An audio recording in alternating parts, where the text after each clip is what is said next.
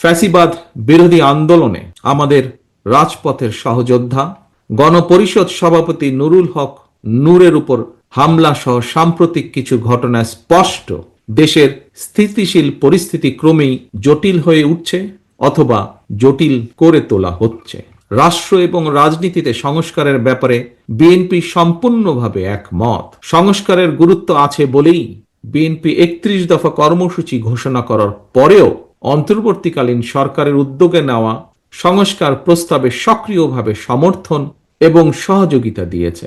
আমি রাজপথের সহকর্মী সহযোদ্ধা প্রতিটি গণতান্ত্রিক রাজনৈতিক দলের প্রতি আহ্বান জানিয়ে বলতে চাই, সংস্কারের প্রয়োজন রয়েছে অবশ্যই, তবে জনগণের অধিকার চর্চা এবং প্রয়োগের পথে বাধা সৃষ্টি করে কোনো সংস্কারকেই টেকসই করা যাবে না। পরাজিত পলাতক স্বৈরাচার মুক্ত বাংলাদেশে গঠিত বর্তমান অন্তর্বর্তীকালীন সরকার জনগণের অভিপ্রায়ের সরকার। তবে এই সরকারের কাছে অবশ্যই একটি দক্ষ এবং জবাবদিহিমূলক রাজনৈতিক সরকারের মতন পারফরম্যান্স আশা করা কোনো যৌক্তিক কারণ আছে বলে আমি মনে করি না। সঙ্গত কারণেই অন্তর্বর্তীকালীন সরকার যত বেশি দিন ক্ষমতায় থাকবে তাদের দুর্বলতাও তত বেশি দৃশ্যমান হতে থাকবে।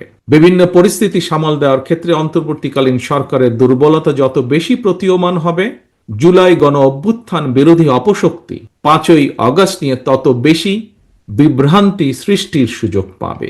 ফ্যাসিবাদ বিরোধী আন্দোলনে আমাদের রাজপথের সহযোদ্ধা গণপরিষদ সভাপতি নুরুল হক নূরের উপর হামলা সহ সাম্প্রতিক কিছু ঘটনা স্পষ্ট দেশের স্থিতিশীল পরিস্থিতি ক্রমেই জটিল হয়ে উঠছে অথবা জটিল করে তোলা হচ্ছে। প্রিয় সহকর্মীবৃন্দ, সম্মানিত সভাপতি, সম্মানিত নেতৃবৃন্দ, বিবেক হচ্ছে মানব সমাজের সবচেয়ে বড় আদালত। এই বিবেকের আদালতেই আজ আমাদের আত্মজিজ্ঞাসা করা দরকার।